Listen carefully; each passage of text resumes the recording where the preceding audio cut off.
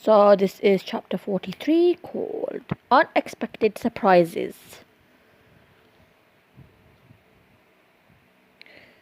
Siddharth, I was in my room to get the last strategy of Dad ready when my gorgeous wife Reina came in. She looked tired. I made her sit down. Then she said something that caught me off guard. Siddharth, I want to drink blood. I'm in the mood for it. Can you please get me some? Any animal one. Reina, how can you drink blood? You're human, aren't you? She replied, I don't know anything, just get me it, please. Siddharth was shocked at his wife's confession. He called his dad and the witch doctor. He examined her and told her Reina was expecting a baby and the baby was gonna be born half human and half vampire. Just like Siddharth, Abe blessed the pair and went off. After everyone left, Siddharth kissed Reina's lip and stomach before he asked her, Okay, my beautiful princess, what animal's blood would you like? Squirrel? A deer? A bear? Reina thought for a while and said bird's blood. Siddharth went and 5 minutes later came in and he had the blood, but Reina vomited at the sight of it and David had the idea. He came back 3 hours later and had what looked like sugar cubes, but he explained they were only look like sugar cubes, but they were actually really blood cubes. He had every type of blood cube, every snake, and even snake and lizard if Reina ever felt like something tangy. But when everyone saw the cubes, they didn't believe it, so David made Reina tea and added 2 blood cubes. Everyone saw the tea, it looked good, but when Reina had it in her face literally started to glow, and so did her stomach. Everyone got a glimpse of the baby that looked like a little blob. But now seeing his wife with child, Siddharth requested that all the human men and women and children living in the Dobriyal and the Rachan house should be surrounded by the witches' force field, and the witches agreed. And Siddharth took sigh of relief that night. Siddharth's wife requested some love making, and Siddharth obliged. And after a passionate time, Siddharth and Reina fell asleep. In the middle of the night, Aditya took Arima in his arms and took her to the terrace where he went down on his one knee. Arima was dumbstruck as she had been waiting for this day to come.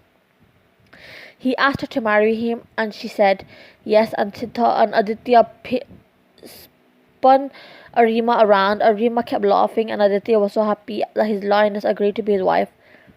Then he asked her if she wanted to be leader of the wolves. Arima thought about it and then she asked him what her job was. He told her his mom would train her. She smiled and they both enjoyed a passionate kiss. They got more and more hotter. Arima felt her need and she was in thought when Aditya controlled her. He kissed her back and smiled her scent. She was jasmine and lotus scented. Her smile controlled the urges of his wolf side as he didn't want to bed her without wedding her. Arima appreciated this and went back to kissing Kabir. I saw Aditya take my Arima upstairs in his arms. I wanted to kill him. Misha was asleep and I didn't want to wake her if I wanted to live. I went up and I saw them kissing. I went mad and slapped Arima for crossing the rules I had about boyfriends. Then I punched Aditya. He went on the floor. Arima stepped in front of me and when I grabbed her arm, I saw an engagement ring on her finger. I tried to get it off, but it wouldn't budge. Then I told Arima she couldn't marry Aditya as I had a prince of another kingdom promised to her. Arima went down to the manor and picked up the wedding vermilion and the wedding chain appears, and she burnt a cloth and they did 7 rounds. After Aditya, who was first in thought, but then he tied the wedding necklace and filled her pot with the vermilion.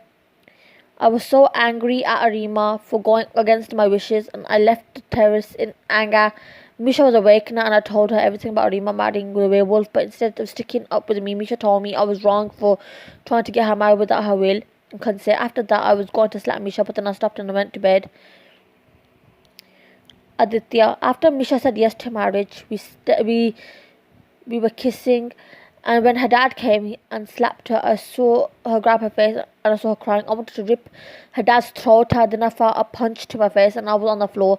Then I felt my wolf about to get loose. Then Rima stroked my arm and her touch calmed me down.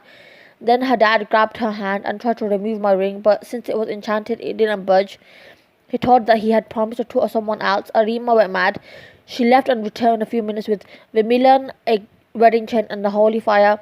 We did several rounds making our own vows. Then I thought about what I was doing, and I knew I loved Arima, so I put the wedding necklace on her neck and filled her part. We were married now, and now her dad had left. I asked if I could bite her and feed her my blood. Arima agreed, and I did that. After I fed her my blood, Arima got hormonal. I made love to her on my bed in the guest room all night, and I enjoyed Arima's every moan, every touch, every kiss she gave me. When I finally finished, Arima fell asleep in my arms. My bite and my blood would protect her and give her some power, as well as make her feel what I did that would hurt her during the battle all night. I kept staring at this lioness who was now mine forever.